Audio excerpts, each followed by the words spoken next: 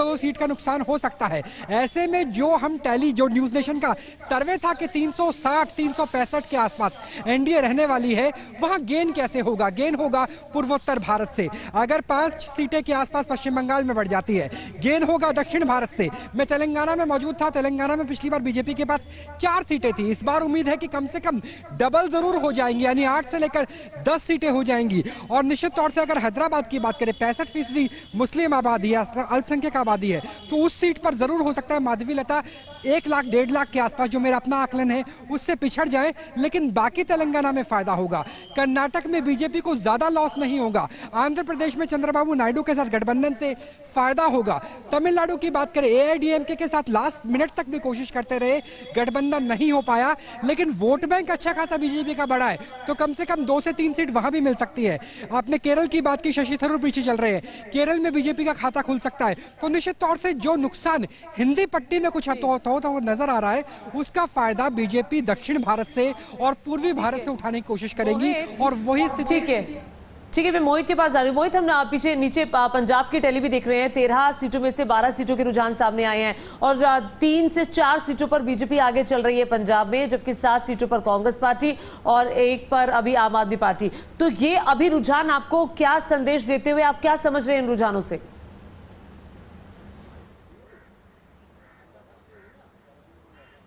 देखिए, क्योंकि मैं ग्राउंड पर था तो मैं इतना जरूर कह सकता हूं कि ये रुझान बहुत ज्यादा बदलेंगे, खासकर पंजाब के लिहाज से। और कांग्रेस जो है वहां पर सबसे बड़ी पार्टी बन के आएगी। तीनों, अभी बेशक आम आदमी पार्टी वहां सत्ता में है, लेकिन वहां पर इतना बड़ा नंबर आम आदमी पार्टी के पास नहीं आएगा जितना बड़ा नंबर जो है वो कांग्रेस पार्टी के पास आने वाला है, ये तय माना जा रहा है। और इसके अलावा बीजेपी अभी बेशक आगे दिख रही हो, लेकिन बीजेपी क्या अपना गढ़ जिसे कहा जाता है गुरदासपुर और होशियारपुर, वो भी बचा पाएगी, ये देखना बहुत ज्यादा अहम है।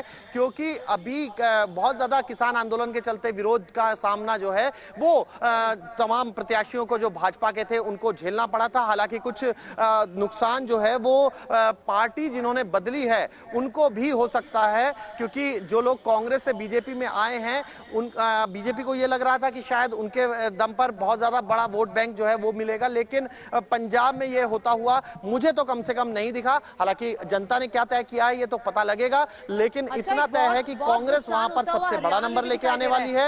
उसके बाद आम आदमी पार्टी जो सत्ता में 92 सीटों के साथ थी। पंजाब से सटा हुआ हरियाणा 10 लोकसभा की सीटें हैं, 7 सीटों पर बीजेपी, 3 सीटों पर कांग्रेस पार्टी आगे चलती हुई दिखाई दे रही है, जबकि पिछली बार हरियाणा में 10 की 10 सीटें बीजेपी के खाते में थी। और इसी बीच जो बड़ी खबर आ रही है वो भी अपने दर्शकों को लगातार बता दें। बहरामपुर से 10 सीटें बीजेपी के खाते में थी, लेकिन मैं जी मोहित आप अपनी बात पूरी कीजिएगा। गढ़वाल से अनिल बलूनी आगे चल रहे हैं, जी अपनी बात पूरी करिए मोहित।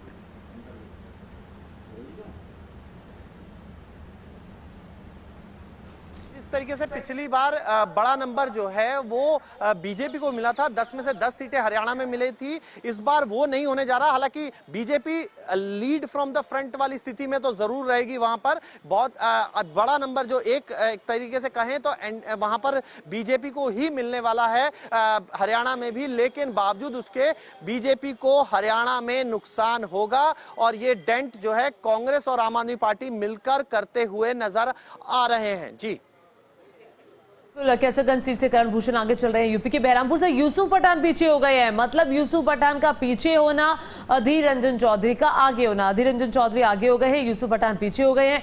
टीएमसी के टिकट पर चुनाव लड़ रहे थे और लगातार अधीर रंजन चौधरी ममता बनर्जी पर हमलावर थे और सवाल भी किया जा रहा था कि भाई इंडिया गठबंधन में साथ है तो ममता बनर्जी को इतना क्यों घेर रहे हैं अधीर रंजन चौधरी।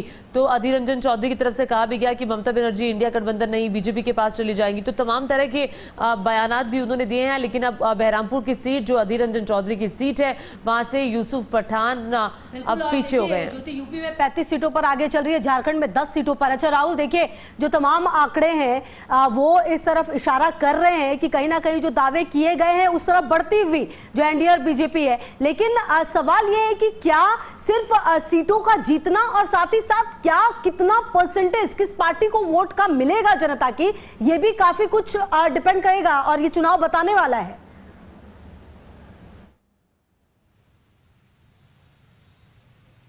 निश्चित तौर से वोटिंग परसेंटेज की अगर बात कर ली जाए तो वोटिंग परसेंटेज में बीजेपी को ज्यादा फायदा होगा, सीटों से भी ज्यादा फायदा होगा।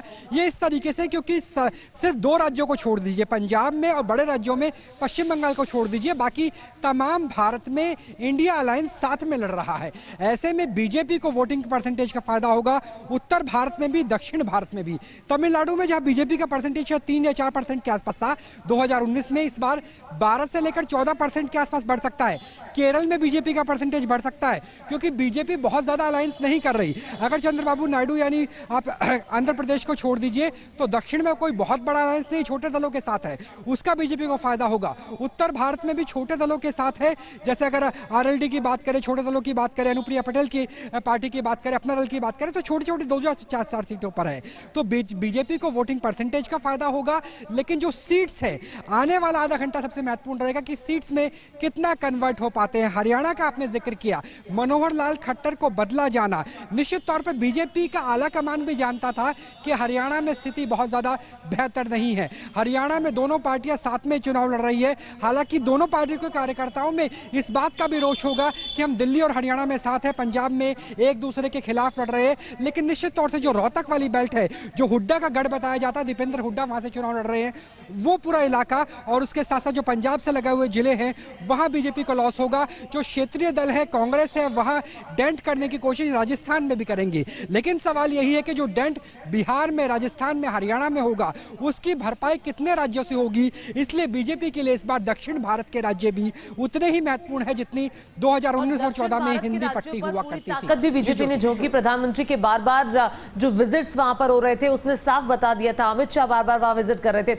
देखिए, बहुत इंटरेस्टिंग पश्चिम बंगाल की फाइट हो गई है। पश्चिम बंगाल में अब तक 33 सीटों के 42 में से 33 सीटों के रुझान सामने आए हैं, जिसमें से ज्यादा सीटों पर बीजेपी आगे चल रही है। तो तृणमूल कांग्रेस के लिए एक बहुत बड़ी चुनौती। एग्जिट पोल के नतीजों, एग्जिट पोल के अनुमान के मुताबिक ही ये अभी वेस्ट बंगाल में होता हुआ दिखाई दे रहा है।